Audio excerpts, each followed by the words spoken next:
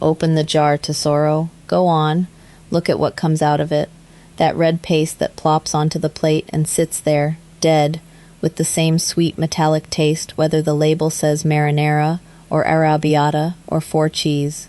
You stir it into your pasta, and you tell yourself it is fine. It is fine, Tesoro, but you have eaten it your whole life, and some part of you knows. It is not sauce. It is a thing shaped like sauce. And maybe you tried to make it once. You bought the tomatoes and the garlic, and you followed the video with the 20-minute weeknight promise. And 20 minutes later you had thin pink water that would not stick to a noodle, sour and thin. So you poured sugar into it like the video said, and it became sweet, thin water. And you served it anyway, and nobody said anything, and you never told anybody. You went back to the jar, and you decided sauce is something other people make. People with grandmothers, people from there. Sit down, Tesoro, because I have to tell you two things nobody ever told you, and the first one is going to lift a weight off you that you have carried for years. Your sauce did not fail because of you. It failed because you were lied to about time. A sauce that is ready in 20 minutes is a sauce that was never going to be sauce. The tomato needs 1 long, slow hour at least, 2 is better, to cook down its water and its sharpness into something thick and dark and sweet on its own, with no sugar, no rescue, no shortcuts. Nobody who tells you otherwise is cooking. They are selling you a pace of life that does not exist in a real kitchen.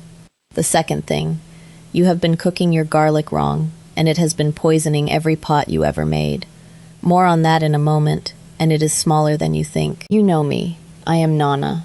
In my other kitchen I keep a house the old way, and here in this kitchen we cook the old way, my mother's way, from the province of Caserta, where the sauce pot went on the stove on Saturday night, so that Sunday could smell like Sunday from the stairwell. Last time we made the fresh pasta by hand, and so many of you wrote to me about your first sheet of dough. Today we make what goes on top of it. The whole recipe, every measure, is printed in the description, so you can cook along. Now, before the method, let me clear away the folklore, because there is more nonsense around tomato sauce than around anything else in the Italian kitchen, and most of it comes from people who need content, not dinner. You have been told to use fresh tomatoes. Tesoro, look at me. The fresh tomato is a beautiful thing sliced on a plate in August with salt and oil. In a sauce, a January supermarket tomato is water wearing a costume. My mother used the can. Every Nana you have ever admired used the can. The whole peeled San Marzano-style tomato, the big can, is not a compromise. It is the correct ingredient, picked ripe and sealed at its peak. Anyone who makes you feel like a can is cheating is selling you labor. The second piece of folklore.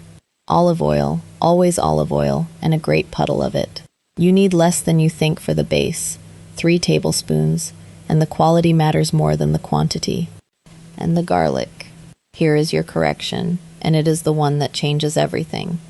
You have been mincing the garlic fine and dropping it into hot oil, and in 40 seconds it is golden, and in 60 it is brown, and brown garlic is bitter garlic, and that bitterness is the ghost that has haunted every pot you ever made. My mother used whole cloves, skins on, sometimes just smashed, laid in the cold oil to warm slowly, and lifted out before they colored. You get the perfume without the bite. The garlic seasons the oil and leaves. It is not an ingredient in the sauce, Tesoro. It is a guest who says hello and goes home. And here is the mechanism underneath, so you understand what you are doing, because a woman who understands the pot cannot be lied to about it. A sauce is mostly water, and the cooking is evaporation with intent. You are driving off the water and concentrating the sugars and the acids of the tomato until they thicken and mellow into each other. That is all sugo is. Reduced tomato with fat and salt and thyme. A hard boil churns air into it and scalds the bottom and makes it bitter and thin at the same time. A low, lazy bubble, barely moving, lid tilted, an hour or 2, and the water leaves and the flavor stays and the sauce turns from red to a deeper red-orange and coats the spoon. That color change is your clock. Nobody can sell you a shortcut to it, because the shortcut is the missing ingredient, and the missing ingredient is time. Now the method, exact and in order. Write it down. It is printed word for word in the description. For the Sunday gravy, which is the sauce with the meat, you need 1 large can, the 28-ounce size, of whole peeled tomatoes. Look at the ingredient list. Tomatoes, tomato juice, salt perhaps, and nothing else. No citric acid if you can find one without. No puree, no herbs already inside. Those are hiding something. 3 tablespoons of good olive oil, 4 cloves of garlic, smashed flat with the side of a knife, skins on, half an onion or a quarter cut in 1 piece. And for the meat, which is what makes Sunday gravy and not just sugo, you need the cheap cuts. Pork ribs, cut small, a piece of braciole or a pork neck, 2 or 3 sausages. This is not the place for the expensive meat, tesoro. The expensive meat is for the fire. The cheap meat is for the pot, because the pot takes everything tough and sad and gives back everything tender. Step 1. Empty the tomatoes into a big bowl and crush them with your hands. Yes, with your hands. Wash them first. A machine chop shreds the skins into little red threads that never dissolve, and the hand crush breaks the tomato along its own seams into pieces that melt into the sauce as it cooks. My mother did it straight over the pot, and there are still tomato stains on the wall of a kitchen in Caserta that my sisters and I are all responsible for. Step 2. The oil, the garlic, and the onion into the cold pot, the widest heavy pot you own. Turn the heat to medium-low and let them warm together, slowly, until you can smell the garlic and it has gone pale gold at the edges. That is 2-3 minutes, no more. If the garlic goes brown, tesoro, start over. I am serious. The pot is ruined and the sauce will carry that bitterness to the end. Step 3. The tomatoes in, all at once, carefully, because it will spit. And here is the moment everyone gets wrong. Turn the heat up until it just begins to bubble, then all the way down to the lowest simmer the burner will hold. Salt now, a teaspoon, because you can adjust at the end, but the sauce needs the salt all along the cooking to round the acid. The meat goes in now too, the ribs and the sausage, each piece browned first in a separate pan if you have the patience, and if you do not, straight into the pot, because Sunday forgives. Step 4. The law of the pot. Lid on, tilted a finger's gap. The lowest bubble you can hold. 1 lazy bubble a second. And now it is time, not skill. 90 minutes for the sauce alone. 2 hours, 2.5 with the meat. Every half hour, open the lid and stir from the bottom, slowly, and look. If the sauce is climbing the sides of the pot and sizzling on the hot metal above the line, your fire is too high. If it is steaming away fast, lid further closed. You are not cooking, tesoro. You are supervising an old, slow process that knows what it is doing. Step 5. Around the 90-minute mark, the test. Dip the spoon and let the sauce fall back into the pot. If it falls in ribbons and leaves a coating on the spoon that stays, you are close. Pull out a piece of meat. If the rib meat pulls from the bone with no fight, you are done. Taste the sauce for salt, and only now decide. And taste it on a piece of bread, not from the spoon, because the bread is how it will meet the pasta, and sauce on a cold spoon lies. And the honest words, because every recipe that hides the failure modes is selling you something. If the sauce tastes flat, it is salt, almost always salt, and you are being timid. Add it a little at a time and taste between. If it tastes sharp, still sour at the edges, it needs more time, not sugar.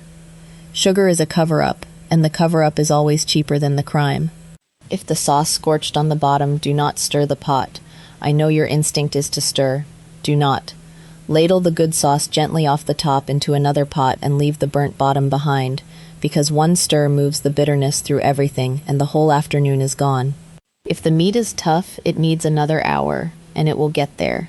Cheap meat in a pot is a promise, not a guarantee on a schedule. Now let me say the quiet word about who profits from that jar in your cupboard. A good can of tomatoes costs $2, maybe $3. With the oil and the garlic and the salt, you have $4 in the pot, and it makes sauce for 8 people, or sauce for 2 people and 4 days of leftovers that get better every day, because sauce, real sauce, improves overnight in the refrigerator as the acid continues to mellow. The same money buys you 1.5 jars of the sweet red paste. 1 dinner, gone. And the jar sits at eye level on the shelf with a grandmother's face printed on the label. Tesoro, they put a grandmother on it, and the tomatoes sit on the bottom shelf where you have to bend down. It is not a plot. It is quieter than that. It is that a pot of sauce takes 3 hours and almost no money, and there is no way to sell you time. Nobody makes a profit when a woman puts a pot on the back of the stove on Sunday morning and goes to live her life while it becomes dinner. So the pot left the kitchen and the jar arrived, and 1 generation later, people believe sauce is hard. Sauce is not hard. It is the easiest thing in the Italian kitchen. It only refuses to be rushed, and we have been taught that anything that refuses to be rushed is a burden, and the habit that changes your whole week. Make the double batch. Always. What you do not eat, freeze in portions. And I will tell you the freezer truth. Sauce freezes beautifully, better than almost anything, and a container of real shugo in the freezer means that on the worst Tuesday of your life, when you come home with nothing left, you are 20 minutes from real dinner. Boil the pasta, thaw the sauce in the pan, finish them together. That is not a recipe, Tesoro. That is insurance. So here is what I ask of you. This Sunday, put the pot on. Use the can, crush with your hands, whole garlic, lowest fire, and let it go 2 hours while you do everything else in your life. Then come back and tell me in the comments how many years you have been eating from the jar, and be honest, because I promise you are not the only one, and this comment section is where we all put it down. And tell me what your family calls it, gravy or sauce, and where your people are from, because half of you will say gravy and half will say sauce, and both halves will be certain, and I want to watch. Next time in this kitchen, we make the meatballs that go in it, and the secret of keeping them tender, which is the opposite of what the internet tells you. Bring your wooden spoon. Today you start with the can you were told was cheating. You crush the tomatoes with your own hands. You give the pot garlic and onion and the lowest fire in the house. You salt it like a woman who is not afraid of salt. And you stand at the stove on Sunday morning and let time do what time does. The women who fed their families with their own 2 hands knew that the cheapest thing in the kitchen, given nothing but time, becomes the best thing on the table. And that, Tesoro, is a thing we are only just remembering.